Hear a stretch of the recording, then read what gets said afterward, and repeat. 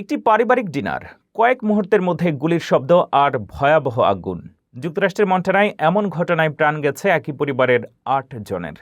নিহতদের মধ্যে রয়েছে ৪ শিশুও। পরিবারেরই একজন স্বজনদের বিরুদ্ধে উঠেছে হত্যার অভিযোগ। এই মর্মান্তিক ঘটনার বিস্তারিত থাকছে প্রতিবেদনে।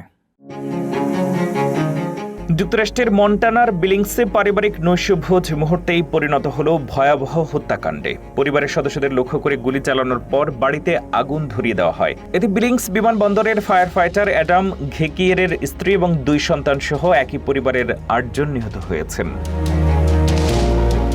এই হত্যাকাণ্ডের সন্দেহভাজন 44 বছর বয়সী অ্যালান স্মিথ ছিলেন নিহত পরিবারেরই একজন ঘনিষ্ঠ স্বজন। পরিবারের সদস্য ব্রাড আয়ারল্যান্ডের দাবি, অ্যালানের বাবা মা ডানা ও বার্ব স্মিথ কয়েক সপ্তাহ আগে তাকে তাদের বাড়ি থেকে চলে যেতে বলেছিলেন। কিন্তু রোববার সন্ধ্যায় পরিবারের সাপ্তাহিক নৈশভোজের সময় অ্যালান আবার সেই বাড়িতে ফিরে আসেন। এরপর পরিবারের সদস্যদের লক্ষ্য করে গুলি চালিয়ে বাড়িতে আগুন ধরিয়ে দেন বলে অভিযোগ। নিহতদের মধ্যে রয়েছেন ফায়ার ফাইটার অ্যাডাম ঘেকিয়েরের 2 সন্তান, 15 বছর বয়সী ল্যান্ডন এবং 12 বছর বয়সী শার্লট। নিহত হন অ্যাডামের স্ত্রী মেগান ও মেগানের 2 সন্তান, 10 বছরের ওয়েন ও 7 বছরের ক্লোই।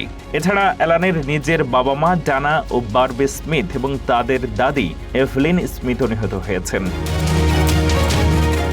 ঘটনার সময় অ্যাডাম একটি এয়ার শোতে দায়িত্ব পালন করছিলেন। খবর পাওয়ার পর তিনি স্ত্রী এবং সন্তানদের ফোন করেন, কিন্তু কারো সঙ্গে যোগাযোগ করতে পারেননি। পরে ঘটনাস্থলে পৌঁছালেও সক্রিয় বন্দুকধারীর পরিস্থিতির কারণে তাকে বাড়ির কাছে যেতে দেওয়া হয়নি। সবচেয়ে হৃদয়বিদারক ঘটনা ঘটে যখন 12 বছর বয়সী শার্লট নিজেই 911-এ ফোন করে গুলির খবর জানায়। পরিবারের বন্ধুদের ভাষ্য, নিজের জীবন বিপন্ন জেনেও পরিবারের সদস্যদের বাঁচানোর চেষ্টা করছিল সে। পুলিশ ঘটনাস্থলে পৌঁছানোর পর বাড়িতে আগুন আরও ভয়াবহ হয়ে ওঠে। নিরাপত্তা নিশ্চিত না হয় দমকল কর্মীদের আগুন নেভাতে দেরি হয়। শেষ পর্যন্ত আগুনে বাড়িটি প্রায় পুরোপুরি ধ্বংস হয়ে যায়। পুলিশ জানিয়েছে অ্যালান স্মিথও আত্মঘাতী গুলিতে আহত হয়ে পরে মারা যান। এখন তদন্তকারীরা খুঁজছেন পারিবারিক বিরোধের পেছনে কি ছিল এবং কি কারণে এই ভয়াবহ হত্যাকাণ্ড ঘটল।